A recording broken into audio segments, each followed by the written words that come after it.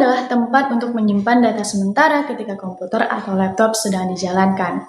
Kapasitas penyimpanan data RAM yaitu dalam satuan GB atau GB. RAM ini bersifat volatile, artinya data akan hilang ketika perangkat dimatikan. Semakin besar kapasitas dan semakin cepat kecepatan RAM, semakin baik pula performa komputer dalam menjalankan aplikasi. Cara mengetahui kecepatan RAM dalam satuan megahertz. Tidak semua RAM menampilkan megahertz secara langsung. Ada 3 cara RAM menampilkan kecepatan. Yang pertama, langsung ditulis megahertz. Contohnya 3200 MHz, berarti kecepatan RAM-nya yaitu 3200 MHz. Yang kedua, ditulis dalam format DDR3, DDR2, strip bla bla bla. Contohnya DDR3 1600. Berarti megahertz atau kecepatannya angka belakang itu dibagi 2. Jadi 1600 dibagi 2 yaitu 800 MHz. Yang ketiga, ditulis sebagai VC4 bla bla bla bla. Contohnya VC4 25600. Jadi megahertz atau kecepatannya yaitu angka belakang dibagi 8. Jadi 25600 dibagi 8 yaitu 3200 MHz. Kemudian jenis RAM berdasarkan bentuk fisik. Nah, jenis RAM berdasarkan bentuk fisik ada 2, yaitu yang pertama DIMM atau Dual Inline Memory Module. Nah, jenis RAM ini dipakai di PC desktop. RAM ini juga digunakan di PC kelas tinggi seperti server maupun workstation. Nah, jenis RAM ini memiliki ukuran lebih panjang dan umumnya memiliki pin lebih banyak daripada SODIMM. Yang kedua ada SODIMM atau Small Outline Dual Inline Memory Module. Nah, jenis RAM ini digunakan untuk model laptop atau notebook, kemudian high-end printer, dan perangkat keras jaringan seperti router. Nah, jenis RAM ini memiliki ukuran lebih kecil dan pendek dari DIMM dan jumlah pinnya juga lebih sedikit. Sekarang kita masuk ke RAM DDR atau Double Data Rate. Nah, jenis RAM yang sekarang banyak digunakan yaitu jenis DDR. Kemampuan DDR RAM secara umum hanya digunakan untuk komputer biasa. Jadi ada beberapa generasi RAM, yaitu DDR1 atau DDR, kemudian DDR2, DDR3, DDR4, dan DDR5. Nah, perbedaan fisik utama di antara semua DDR itu adalah pada jumlah pin dan juga posisi takik atau notch. Yang pertama ada DDR1. Nah, generasi RAM ini menjadi standar terbaru dan memiliki kecepatan transfer data sebesar 200 MHz hingga 400 MHz. Yang kedua, DDR2. Generasi kedua adalah DDR2. Karena teknologi terus berkembang, generasi DDR pun butuh kinerja yang lebih baik. DDR2 memiliki kecepatan sebesar 400 MHz hingga 1600 MHz dan mengonsumsi daya sebesar 1,8 volt. Yang ketiga, ada DDR3.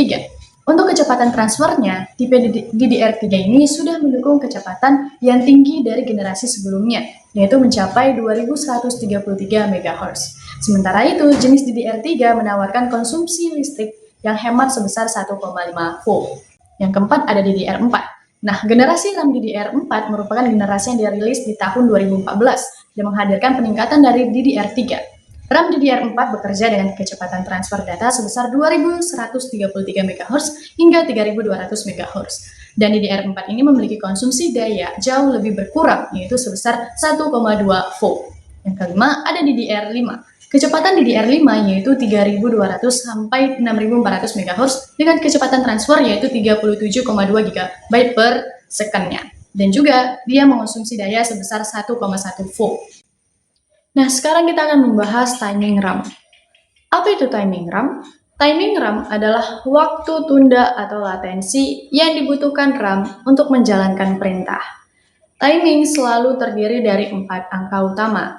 Yang pertama ada CL atau cache latency, yaitu waktu atau jumlah clock yang dibutuhkan RAM untuk mengambil data setelah menerima perintah. Jadi semakin kecil angka CL, semakin cepat respon RAM. Yang kedua ada TRC, yaitu waktu yang diperlukan untuk berpindah dari baris data ke kolom data. Jadi semakin kecil, semakin cepat RAM mengakses lokasi data. Yang ketiga ada TRP.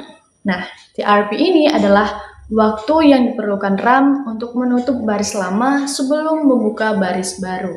Semakin kecil angka CRP, semakin cepat perpindahan antar baris. Yang keempat ada TRAS, yaitu waktu minimum baris harus tetap aktif agar proses membaca atau menulis data selesai. Biasanya ini angka terbesar dari 4 angka tersebut. Nah, jadi selanjutnya di sini kita ada 2 contoh jenis RAM, kita namakan dengan RAM A dan juga RAM B. Nah, RAM A ini yaitu DDR2 800 yang memiliki timing 55518. Sedangkan RAM B yaitu DDR3 1600 memiliki timing 11-11-11-28. Nah, dari sisi timing, RAM A jauh lebih cepat daripada RAM B karena latensinya lebih rendah atau lebih kecil. Namun, dari sisi frekuensi atau kecepatan, RAM B lebih unggul dibandingkan RAM A karena bekerja pada frekuensi yang lebih tinggi. RAM A, yaitu DDR2 800, memiliki DRAM frekuensi sekitar 401 MHz, sedangkan RAM B, yaitu DDR3 1600, memiliki DRAM frekuensi 800 MHz. Frekuensi yang lebih tinggi membuat RAM B mampu mentransfer data lebih banyak setiap detik, sehingga kecepatan transfer datanya secara keseluruhan lebih besar daripada RAM A. Nah, jadi secara keseluruhan dalam penggunaan nyata, RAM B atau DDR3 1600 cenderung memberikan performa yang lebih baik berkat kecepatan transfer datanya yang lebih besar, meskipun latensinya lebih tinggi atau lebih besar.